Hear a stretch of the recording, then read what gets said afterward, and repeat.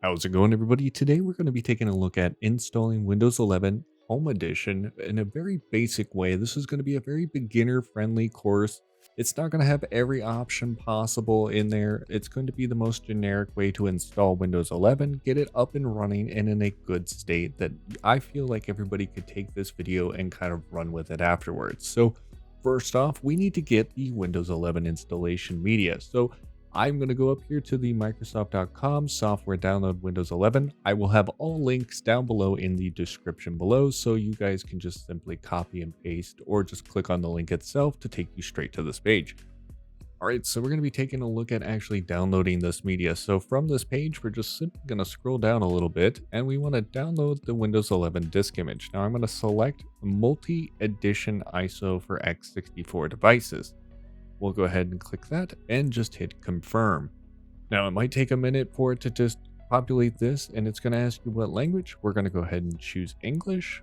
Again, it's going to take a few seconds to a couple of minutes, just depending on your computer and also your connection. Afterwards, you can actually just click this button to initiate the download. Here we're going to be able to see that it's going to take my computer about 2 minutes. I would say most computers should be within the 10-minute mark. It is a 5.4 gigabyte file, so it will really depend on your internet and your connection speeds. While it's downloading, we need to get something to create a bootable USB from this ISO file. So what I like to use is actually Rufus. I feel like this one a lot of people are going to recommend to you. I will again have this website on the description down below, but we're going to simply go to this website.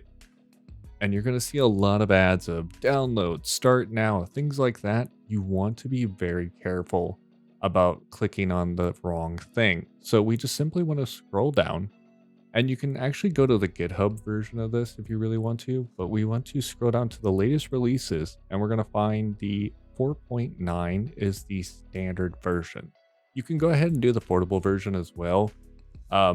I would almost recommend the portable version, that way you don't have to fully install. So we'll just go ahead and click that one for now. And it's also going to download. So we're going to be waiting for the ISO to download and also Rufus to download. Now, since both of these files have finished downloading, we're simply going to open up our File Explorer and hit Downloads. And then we can double click on Rufus. It probably will ask us to run.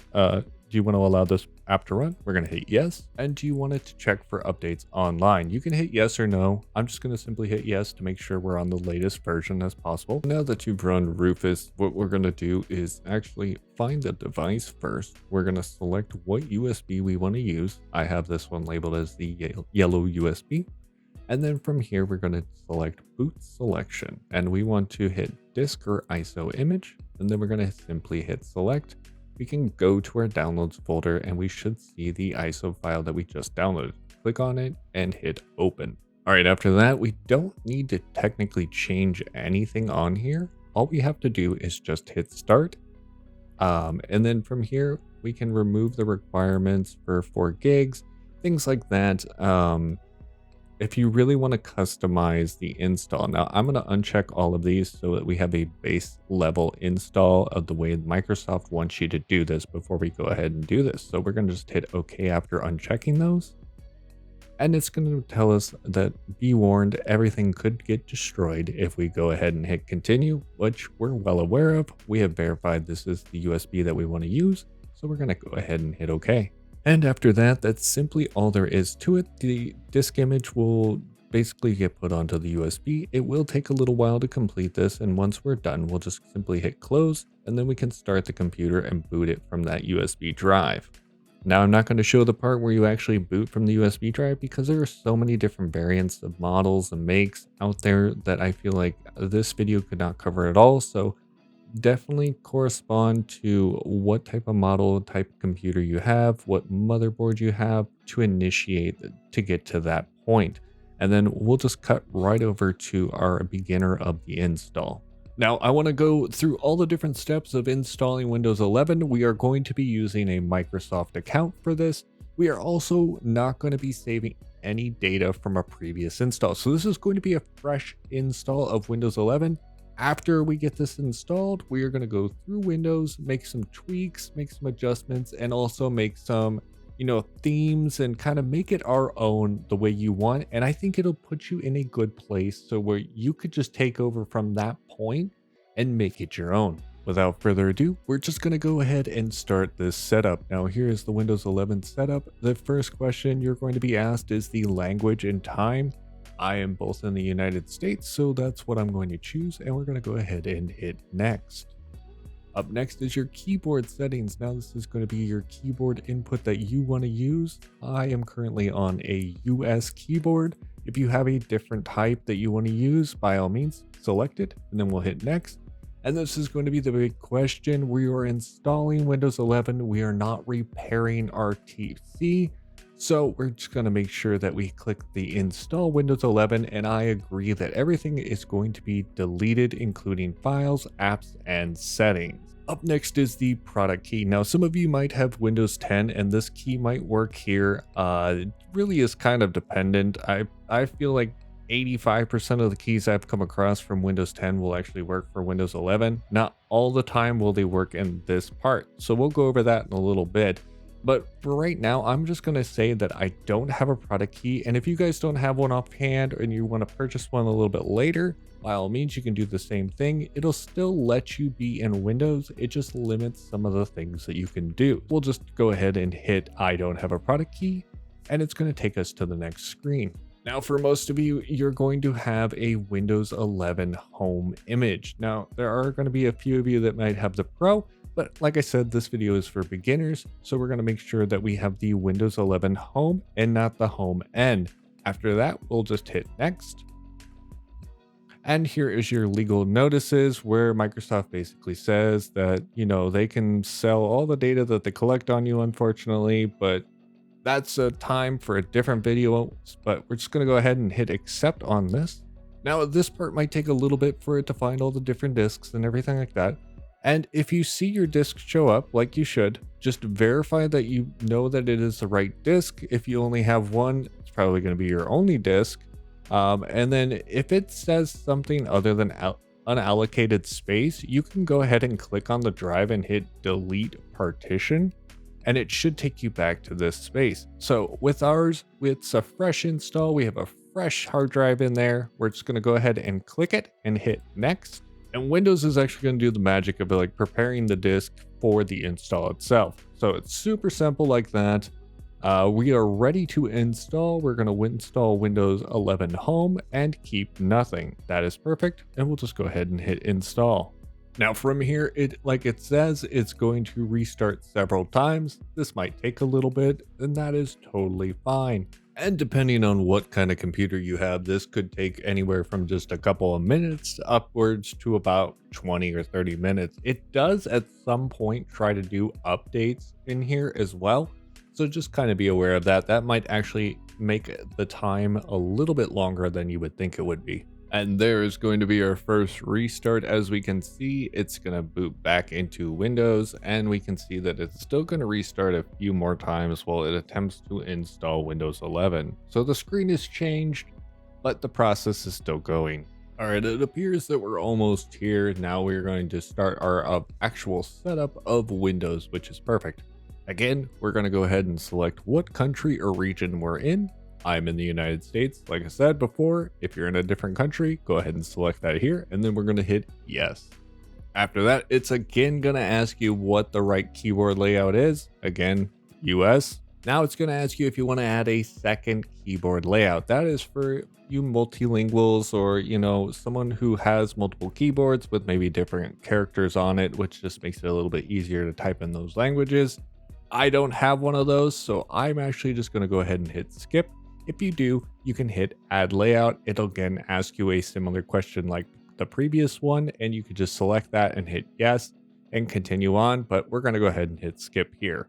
Now it's going to do some updating beforehand, which is perfect. It leaves a little less for us to do in the future, so it's just a little nice to have thing, especially if you have internet connected to this PC prior. Now, I also would like to say that some of you that might not have internet initially enabled, or you have Wi-Fi or something like that, There will be a previous question here that'll actually ask you to connect to your Wi-Fi before it takes you to that Windows update process. But since I am directly hard connected, it's actually skipping over that little question and we're just being prompted with the install. Up next is going to be actually naming the device itself. Now, some of you might have a naming convention that you like to comply with for all the different devices in your house to just make things a little bit easier for yourself. Other ones, some people just don't care. I'm actually just going to type in Divine Tech here, and we're going to go ahead and hit next. If you don't want to put a name and you just want it to auto generate, you can hit skip for now. Windows is going to go ahead and check for updates one more time. It likes to do this just in between the different things because if you do name your device, it actually restarts your computer and then takes you back to where you were in the process. But since your previous updates probably needed the device to restart anyways, it's going to go ahead and check for them again for you. All right, so here we can see that it's actually going to take a little bit and actually install the updates for us. So this part is going to take probably, depending on your internet, I would say roughly between 15 and 45 minutes to complete. I have some faster internet here, so it shouldn't take quite as long, but it still, I think, takes my device about 15 minutes to do. We're close to the 8-minute mark and we're still only 34% done. Like I said, this will take a little while to complete. So if you are still seeing this be very slow, it's not uncommon and it's not just you, so have no fear. Now that the computer has done all of its updates here, we are back to another screen. So now we're going to see unlock your free PC essentials. Now it's going to give us 5 gigs of free cloud data, access to free versions of Word, Excel, PowerPoint, Outlook, and some different tools and security simplified. Now, all it's doing is just asking us to sign in with our Microsoft account. So I'm going to go ahead and do that. We'll hit sign in here. And then from here, we're just going to simply put in our Microsoft account. Now, since it's going to ask me to add a Microsoft account, maybe some of you do not already have one. So I'm going to go through the process here and actually hit create one. And it's going to take us to a different screen. Now we can put in our email address here. Now I'm going to go ahead and create a password for this. And then it's going to ask your name, a simple first name, last name, easy peasy to do. And then we'll go ahead and hit next. This should be almost it, where it's going to ask our United States for our country. Again, if you're in a different country, just go ahead and put that there. And then it's going to ask for a birth date. Now I'm just going to put something random here. I'll just put January 1st.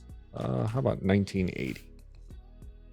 We'll go ahead and hit next. Now it's going to send you a code and I don't want it to send me more stuff than it already has to. So we'll go ahead and uncheck that box, but we'll wait for the message to come over with our verification code here.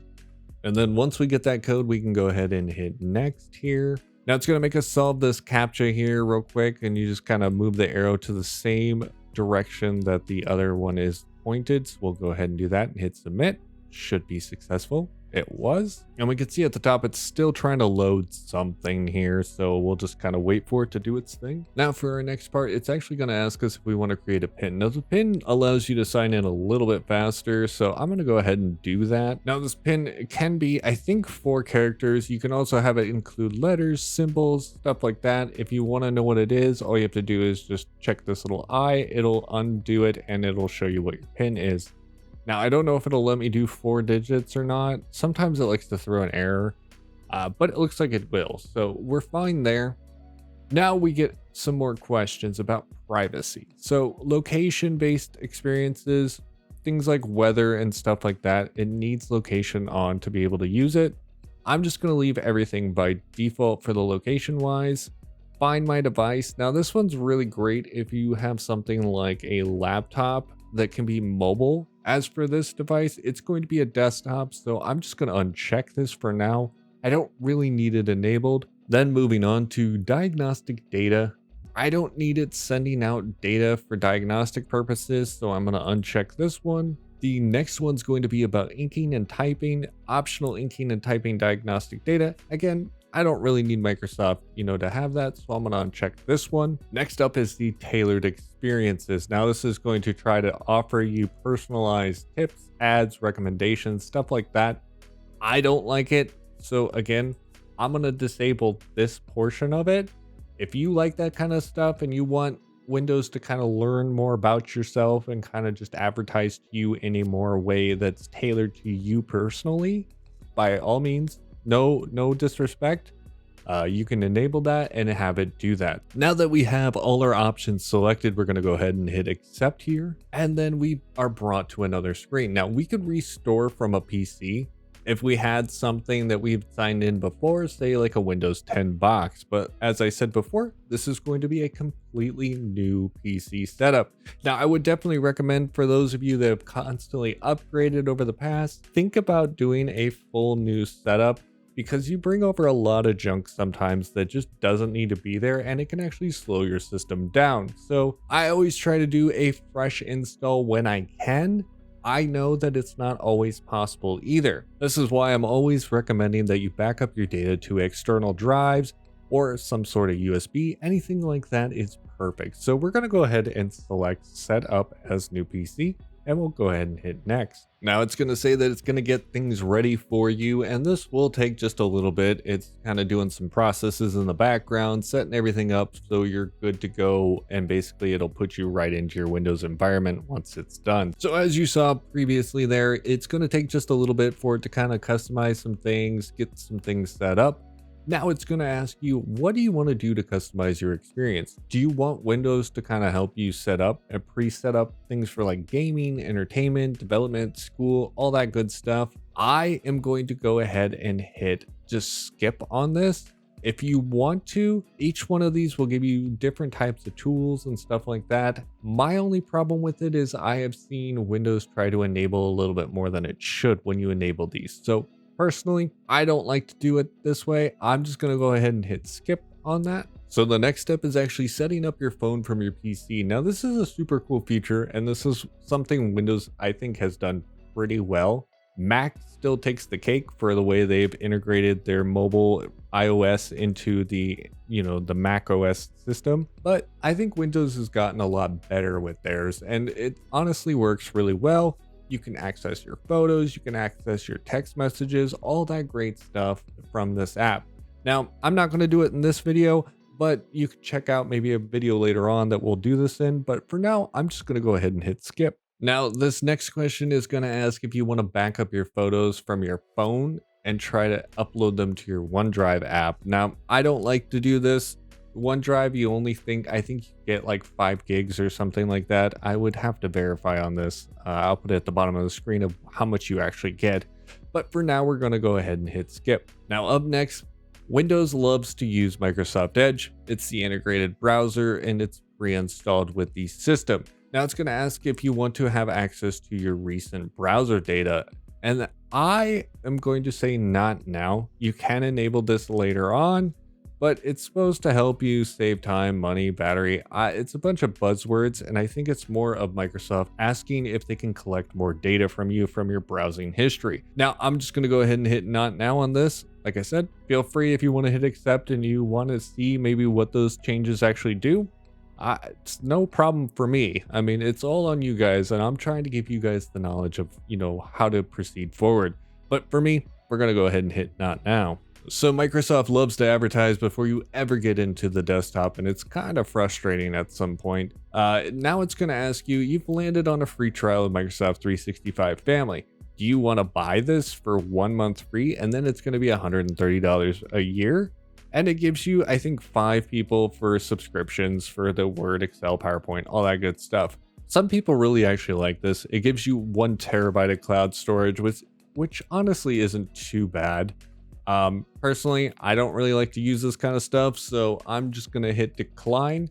If you want to use it for free on personal, you can do it that way. But for now, we're just going to go ahead and hit decline. Now, again, Microsoft is going to shove every advertisement that they possibly can down your throat. It's going to ask, oh, maybe you just want basic. Instead, it's going to give you 100 gigs of cloud storage, Outlook mobile, and it's only going to be $2 a month. Again, I don't really want a subscription, so I'm going to go ahead and hit decline. Now, the last part is going to ask you again, or actually not even ask you, it's just going to let you know that you can use Microsoft 365 for free. Since we signed in with a Microsoft account, it's included in our account, and you can see here it is a 5 free gigs of cloud storage, and then after that you would have to pay. It's just kind of a gotcha at this point. It's just use OneDrive real quick, and 5 gigs really can add up fairly quickly. So this is how they get you. They'll be, once you start getting to your 5 gig limit, it's going to be like, oh, maybe you want to purchase more, and stuff like that. So it's really going to start jamming it down your throat that you want to download this, or you want to upgrade your plan or something like that. So that's how they get away with doing it for free. Plus, I mean, Microsoft is known for selling your data for multiple different things, so they don't really care. It's probably just a drop in the bucket of costs for them. So we're going to just go ahead and hit next here. There isn't anything to accept. We already signed in with the Microsoft account, so this is also going to just be included. All right, so next up is a PC Game Pass. Again, Microsoft is going to throw everything it possibly can to get you to spend more money before you get to your desktop, which is just super annoying. Those of you who don't know what Game Pass is, it's basically like Netflix for video games. It can be kind of cost effective, but I would definitely check it out to see if there are games on there that you would like to play. If there's I would say at least 2 or 3 different games on there, it's worth it for a couple months just to check out. So we'll go ahead and hit skip for now. All right, so here we are finally on the Windows 11 desktop, and there's a couple things I want to do right away here. So the first thing is I'm going to right click on the desktop itself, hit display settings, because this view is probably going to be a little weird for you guys because I'm doing this in a virtual machine and not on an actual device. The resolution is a little wonky at 1024 by 768, so we're going to go ahead and change that by 1920 by 1080. All right, so everything should look a lot better now, guys. We are finally in 1080p. Working with the VMs, it can kind of get a little annoying the way I have to record this stuff, so hopefully you guys can see this a little bit easier. While we're in the display settings, for those of you that might have gotten in here and your display looks a little weird, make sure that your scale is set to 100%. Those of you who want stuff a little bit bigger, you can change this to 125. You'll see everything just kind of gets upscaled a little bit, and it makes it a lot bigger, a little easier to read, stuff like that. So I'm going to change mine back to 100% here. And the last thing that you're going to want to do while you're still in this display setting is hit advanced display. And then for those of you that might see, since mine actually doesn't have a monitor, it's just a Hyper-V monitor, you're going to see your monitor itself, and then you should see some sort of hertz that you can actually change. So those of you on a high refresh rate monitor, you can change it right here. It'll ask you what you want to change it. It'll give you a couple different options probably for your monitor. And once you do that, you'll hit accept. It'll probably prompt you one more time. Is everything good? You hit yes, and then you should be in business. Now that's going to be it for the display portion of this. So we're going to go ahead and hit close on here. Now there's a couple things that we're going to want to do here. So first up, we're going to want to hit the Windows key, or the Windows button, or the Windows key. Either one will actually work for you. And then we're just going to type in Windows Update, and you'll see it changed from Windows Update settings to check for updates. So we want to click on this, and even though it is already updated previously during our install, it is going to need more updates to Windows. So feel free to make the screen a little bigger if you need to, and just hit download and install all. Those of you that might have it where it's not going very quickly, you can do the other steps while it's actually doing these updates. I just want to wait for these to complete before we move on, just so we don't have to worry about this doing anything in the background. All right, so all 4 updates that we had are completed. You can continuously check for updates. Sometimes there will be more after some updates complete because, they have to do a step process, so some need to be installed before others can be. So if you want to, you can continue doing this and checking for updates until it says everything is fully updated. Now I'm going to exit out of here because it should be pretty much good to go. All these updates are just kind of base level stuff, so nothing's really missing. It did find one, so I'm just going to let that do it in the background while we do other things. So I can go ahead and hit close. It should keep doing the update in the background without us needing to do anything else. Up next is going to be for those of you that have maybe custom PCs or anything like that that need missing drivers. So you may notice things like the display is a little weird or anything like that. Windows has gotten really good with doing the missing drivers, but there are times when things just don't seem to work. That's why I always recommend going straight to the Windows updates. Sometimes Windows updates will actually pick up what has been missed previously and install those, so you shouldn't see many issues once you're in the desktop environment. So for any missing drivers, we do want to double make sure that we're not missing anything like that. So we're going to go ahead again, either hitting the Windows key or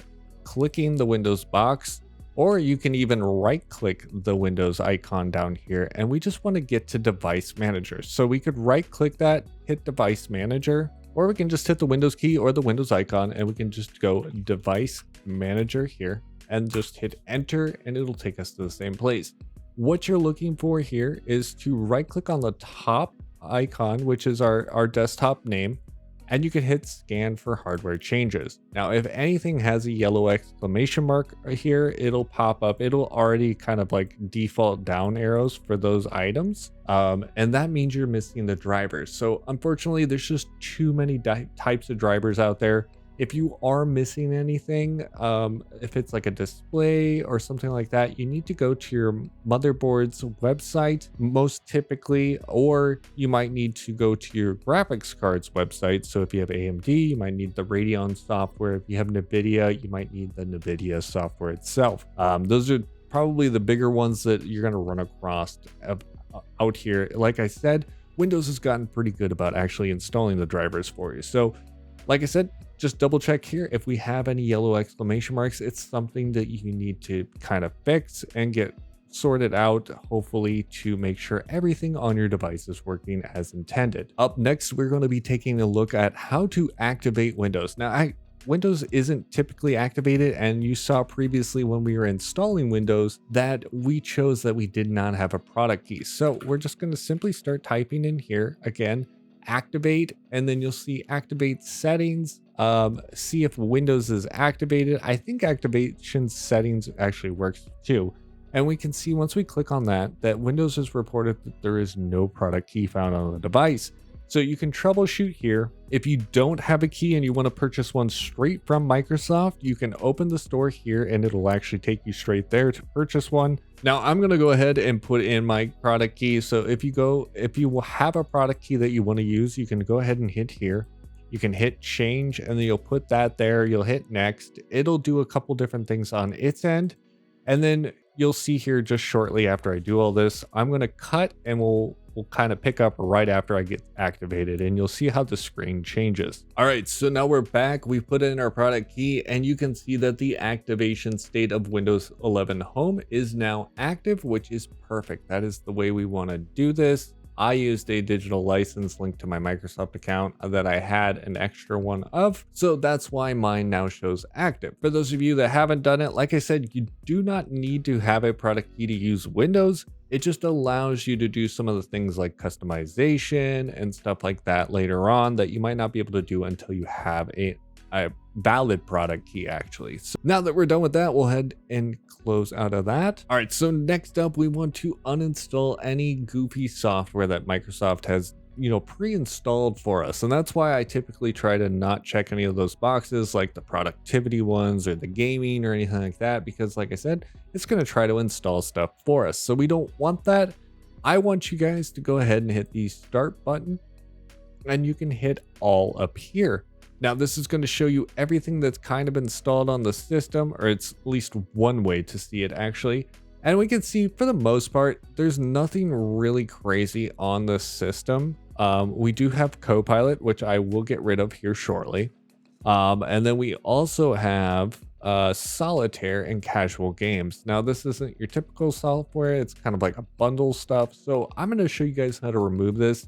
So there's a couple different ways actually we can go about removing this. So we can actually just in this menu, right click on it and hit uninstall from here. It's really that easy. You can just hit uninstall and boom, it's gone. So even though we only saw Solitaire in there, we can actually hit the Windows key here, and you're going to see that LinkedIn's in here as well. So we can right click and uninstall this as well. And then what we're going to do is type in add or remove programs. And this will take us to a system setting. And from here, we can just double check that there's nothing else that we really want to install. I'm not seeing anything that really sticks out to me that I want to uninstall, so that's perfect. The only thing up next is going to be getting rid of Copilot. Now, for me, I don't really like Copilot. It takes snapshots. It's not really supposed to do anything yet if you don't have a subscription. Many people will argue you on this point on both sides. Some say that it just constantly does spy on you. It's so tied into Windows. Others say it doesn't, you need to have all these licenses. I just don't want to take the chance. I don't want to see it. I'm not interested in using Copilot, so I don't really need to see the icon. I don't need to see it installed. So we're going to go ahead and find this. And then we're going to hit these three little dots. And again, we're just going to go ahead and hit uninstall here. And just like that, Copilot should be uninstalled. Now, like I said, it doesn't fully get rid of Copilot. It does for the most part, and you'll not see it again for now. If you guys want a bigger, better guide on removing Copilot, check out one of the future videos that I'll put out for the more intermediate and advanced Windows 11 installs that kind of get around this feature. It actually removes it out of the Windows infrastructure, basically the back end of Windows, without it staying there. Now we're calling this pretty much good. We've gotten rid of all the software. We've also gotten rid of Copilot. So up next, we're going to be taking a look at the power plan. So we can actually hit power plan and type that in, but what we want to actually say is choose a power plan. And then once you see this icon, go ahead and click it and it will open up a new box. Now you're going to see something that says balanced and power saver. You're going to probably think to yourself, balanced, okay, that's probably my better choice. I don't really want to do power saving. If you were on a laptop or something like that, maybe you do want to do power saving. Maybe it'll save you just a little bit more battery life so you can get a little bit more time on your machine. But if we see this, we see show additional plans. We can hit the down arrow and we'll automatically see a high performance mode is what we're going to be checking. It favors performance, but it's going to use a little bit more energy. So that's why you guys should be aware of this. So it does actually affect desktops, but it's a little bit more for laptop. I don't think the performance hit or gain on it is a whole lot. I think it is there, but you won't see a huge difference. So after we've selected high performance, I want to go actually into the plan settings and make some changes here. So we'll go ahead and hit this hyperlink and I want to turn off display after 15 minutes. I'm going to change that to never. And then I'm also going to go into change advanced power settings. And I'm going to change this turn off hard disk after 20 minutes. Now I'm going to set that to 0, which basically disables this from ever turning off. It's just me. I think it's more of from a past experience. I've always turned this off because it used to be a little bit slower, but with SSDs, you really don't notice this at all. But I'm just going to go ahead and hit 0. You don't have to. By all means, don't touch it. You don't need to. But if you do want to change it, go ahead and hit 0, hit apply, hit OK. And then we'll save changes. Now we can see that we're on high performance mode, and that's it for the power plans. Now, for those of you that might have, when you were installing, you chose a wrong privacy setting, maybe you were allowing some data to go to a Microsoft that you don't really want to anymore. So if you do want to change that, you can go ahead and hit the Windows key. Then we're going to type in settings. Then we're going to go down to privacy and security. Now, all those settings are somewhere in here. So if you kind of know what you're looking for, you can kind of click through. But a majority of them are going to be in this general Windows permission here. And like you can see, let apps show me personalized ads. I had that one off. Let websites show me local relevant content. I could turn that off. I could leave that on. It really does not matter. I am going to turn off show me suggested content in the settings app. And then I'm also going to turn off the notifications in the settings app. Windows has a nasty habit of throwing all sorts of notifications at you. So I personally don't like them all. If you like to be notified about basically everything going on your computer, you can keep that on. And then we have let Windows improve start and search results by tracking app launches. Now, I don't really need Windows to track that kind of stuff, so I'm going to go ahead and turn that off. And that's where we're going to leave that. And like I said, this is all in the general under the privacy and security. Now you can go through each one of these and kind of read each one and just kind of go through, oh, I don't want the ink and typing personalization. You can do all sorts of good stuff in here if you want to disable all this stuff. So that's all I was going to change in here, so we can go ahead and close this out. All right, so up next we have Windows basically configured the way we want. Now we need to add some software. Now I don't want to use any of the base software that Windows uses, so we're going to go ahead and launch Edge. It's going to go through like 20 questions, unfortunately. I don't need to bring over data, so we're going to go ahead and confirm and continue. I don't want to bring over my Google data, so I'm going to continue without my Google data. I don't want Microsoft to make my experience more useful, and I'm going to just confirm and start browsing after I uncheck that box. Now it's going to ask you what kind of theme you want. I'm just going to hit dark. I'm going to hit vertical. Let's do some moonlight glow, and then we'll hit next and finish. Now we have access to the web.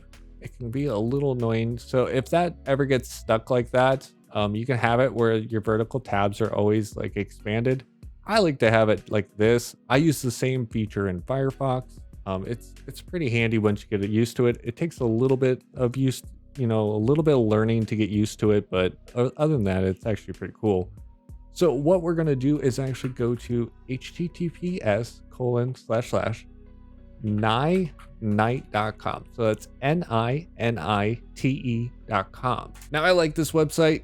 It's pretty easy to use. It allows you to fastly install just like a bunch of like software that you might normally install anyways without having to go to each of those manufacturer websites to download the latest, download and then launch it. So it kind of does it all for you. So what we'll do is we'll download Chrome, we'll download Firefox because those are probably two browsers that most of you will use. Things like maybe Discord, maybe we want to have that on here. Maybe Thunderbird, maybe we want our email, something like that. We can go in here. Ooh, I like Spotify. If you're a gamer here, you can see some of the games. You can get the Epic Games Launcher. We'll install Steam here, and then maybe some Notepad++. Now, once you've basically checked every box that you want to do, I'm also going to do 7-zip because I like to use that one as well. And then we're going to just scroll down a little bit, and you'll see download and run your custom installer. You just go ahead and hit get your Ninite. Now it's going to take you to another screen, and then a prompt should pop up saying that it's installed or downloaded basically. You can hit open file, you can click on the actual file itself, and then you're going to see a box show up that's going to say preparing setup. Now if we hit show details, it's actually going to show us all the different apps that we chose and what the statuses of it are about getting them installed. Like I said, it's going to go out to the web, it's going to download all these installers and then initiate the install for you. So it basically does all the work for you if you know exactly what you need.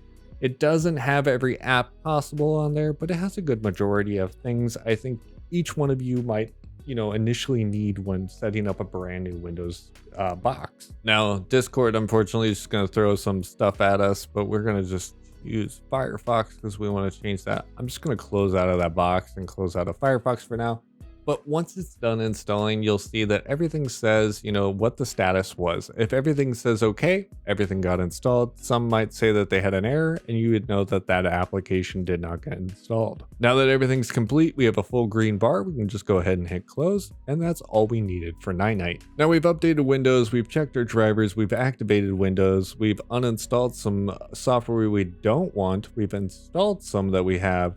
We've changed our privacy steps. We've done some battery optimization. Now's the fun part where we get to actually customize Windows. So for me, I'm just going to go ahead and hit the start button again, and we're just going to go ahead and type in settings. Then from here, we can hit personalization. And then you can choose from some of the default themes here. I'm just going to do a darker theme. I like the darker themes. It's just my personal preference. If you like the lighter themes, by all means, choose those.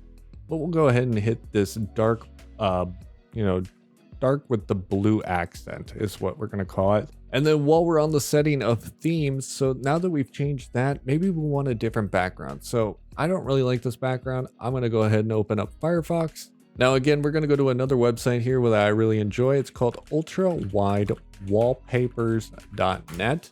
Now, this one has some cool wallpapers. It's really meant for ultra wides, but you can make it use like 1080p, 1440p, all that good stuff. It'll actually crop them out for you. So we can just hit some of the recent ones you can see. Ooh, that jellyfish looks pretty good. So we'll go ahead and click that. Now, as you can see, this image is super wide, but we can actually hit crop and download from my display, and that's actually going to crop it out for us. So we can change this box to maybe like just a part that we really like. So if you wanted maybe more of the coral off to the right, or if you just straight up wanted the jellyfish, I think I'm just going to do a little bit fully to the right here, and you can kind of adjust it from here. Like I said, pretty cool website. And then once you've found your right one that you want within that box, we can just hit download wallpaper. Now I'm going to go ahead and hit this folder, which will open up the folder and download it into, which is your downloads. So again, if it didn't do that, you can hit the yellow folder for the file explorer down here, hit downloads off to the left. It should be there. I think it's pinned by default. And you'll see that we have the ultra wallpaper .NET 2430. We can right click and actually hit set as desktop background. And just like that, we have a different background, a little bit different. Now, for those of you who don't want to right click on that, you don't have to. You can actually just right click and then go into personalization and go into the background images. From here, you can kind of browse your photos from here. Again, you could go into downloads and find your folder here or your file, and you could choose the picture that way as well. So a couple different ways to change your background photo. Now that we have the background set up, we have the theme set up. I want to change my mouse because I don't really like the default white one. Sometimes I feel like it gets lost in the brighter scenes of the screen. So what to do for that is the start menu. We're going to do mouse settings, and then we're going to scroll down to find accessibility mouse settings. Click that, and then we're going to find mouse pointer. Now you're going to see a couple different options. If you want like a black one, black with a white outline, you can do that. I am actually going to hit this custom one here, and then you'll see that there's a recommended colors, or you could choose from a different color if you have a preference on that. If you want to choose a different mouse entirely, it's not going to be in this part, and it's also not for this guide. This is just a more simple way to change out your mouse so you can see it a little bit better, or if you just want a very specific color. So we could change it to yellow, we could change it to orange, magenta. I'm going to keep it on this like highlighter green. I think it looks pretty cool. And then we can close out of this, and this will save for you. The desktop looks a little cluttered right now. I typically don't like these icons on the left hand side. So typically for my setups, I'm going to right click, hit view, and uncheck show desktop icons. So I'll only re-enable this if I have something in the recycle bin that I need to like just quickly empty out. You can empty out the recycle bin. Then again, just right click and just uncheck that. It just gives you a little bit cleaner of an environment for your desktop. We're almost done here, guys. What I want to do next is actually clean up this taskbar and also our start menu, so it's just a little bit better and a little bit more customized to the way we like it. So I'm going to go ahead and uncheck this, or actually right click on Outlook. I'm going to unpin it from the taskbar because I'm not going to use it for right now. I'm going to unpin the store. And I'm also going to unpin Edge. Now you're going to see a different, what is this? The taskbar view. Now this we're going to disable, and we're also going to disable the search. And to do that, we're going to just actually find a blank area of the taskbar at the bottom, right click, and just hit taskbar settings. And then from here, the first option is going to be the search. If you like the search box, you can keep it. But honestly, the search box is the same thing as just hitting the Windows key and just starting to type. It's kind of redundant in my mind. I don't like it just because I can just hit the Windows key very quickly. If you like having the search bar, just feel free to keep it. So I'm going to change this to hide, and we can see our taskbar is getting a little bit smaller. Now for the task view, like I said, that is going to be this button. It allows you to do new desktops. So if you want to have like multiple windows, say like, your file explorer opened on one, and then if you had like something else like your settings open on another, it's like having multiple monitors, but you do have to kind of shuffle between them. But we can actually turn this off and still have access to that. So if we uncheck that, the button goes away on the taskbar, but we can actually hold the Windows key on our keyboard and then hit tab, and it'll still work the same way. Instead of just clicking the button down here, we could just quickly do that with our keyboard. And then lastly, we have the widgets. Now, if you want the widgets, you can have it down there. I like having the weather down there. It's kind of nice. It's super hot. So, but if you don't want the weather down there, that's kind of how you just disable that. We've cleaned up the taskbar. Now we want to clean up the start menu. So I want to have things pinned in here that I commonly use. Things like the Edge or the Microsoft 365 is not something I'm going to use. So if you want to clean this up, all you have to do is just start right clicking and unpin from start. Now we have a completely blank slate. If we want to add something to it, we can go ahead and hit all and then just find things that you want and then just hit pin to start. And it's really that easy. There we go. And like I said, it's really that easy. So things like Notepad++, pin to start. Maybe you do want paint on there and you unpinned it, you can repin it very, very easily. We'll definitely want Spotify there. And now if we go back to it, we're going to see all those items are pinned. For the recommended, that's going to be like more of your recently added things. If you want to see more of those, it can kind of it'll start to just, expand here. But it'll show you your like 6 most common things of recent activity. Like I said, we're almost done here. We have 2 more things that we want to do. So the first thing is going to be checking for startup programs. Now we installed a bunch of software, but we don't want it to start up right when we restart the computer. Or maybe you do. And for me, I don't want it to. I want to be able to launch it when I'm ready. We're going to go ahead and right click and then hit the task manager. This is going to open up another box to show you all the running processes, but we're not really worried about that. We are going to be finding these startup apps. It kind of looks like a gas gauge or something like that. And then we can sort by status. Now we want to look for everything that is enabled. Now, if there's something in here that you don't want to run right away, simply just right click on it and hit disable. And it's as simple as that. It should add it to the list down below.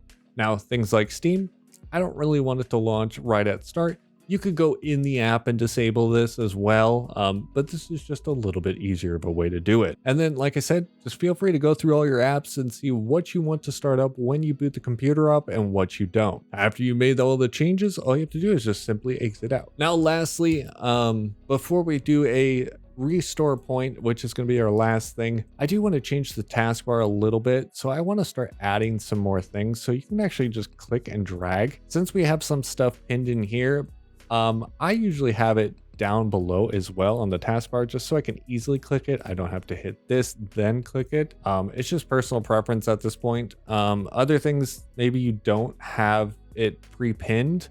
I'll show you guys here. So we saw that Firefox was down there, but now that we closed it out, it's no longer there. So we'll relaunch it. And if there's something that you want like that, you can just right click and then hit pin to taskbar. And then once we close it out, it will be there. For our last step is going to be creating a restore point. So just type in a restore or create a restore point or restore point. It should show up either way and hit enter. Now to begin with, it's probably going to say that your protection's off. There's no restore point. So we want to go ahead and hit configure. We want to turn on system protection. This is going to allow us to roll back if anything like a Windows update or a bad driver gets installed later on and kind of corrupts the system, we have a fallback to go back to. For max usage, you typically want to shoot for about 5% of your disk space or at least 5 gigs to dedicate to this. I would say, I think the restore points typically range from about 300 megs to about 1 gig. So use that information how you will. Gonna try to get as close to the 5 gig mark as possible, hit apply and hit OK. Now we'll see that the protection's enabled and then we can hit create for a restore point. And we'll just call this post Windows 11 install clean image and then just hit create. It's going to go ahead and do its thing for just a little bit. So don't feel like you need to be rushed or anything. Like I said, I think it takes around 30 seconds to a minute to create the restore point. Once it's completed, just go ahead and you'll see that it's successfully done. We can hit close and we can hit OK and close it out. And that's it, guys. You should be ready for Windows 11. Everything should be configured and you should be at a good starting point to kind of continue on. Whether you're a gamer and you need to start installing your games, you're a developer, you need to start installing some of your code stuff, anything like that, this should get you up and running to a good point. Now, those of you that might have wanted a little bit more out of this video, I will be putting out multiple videos in the future, one being a more intermediate experience and one for an advanced, where we're going to be taking a look at modifying the complete images and stuff like that. At this point, I think you guys should be good, and hopefully you enjoyed the video and learned something. Feel free to like, comment, and subscribe down below, and I will see you in the next one.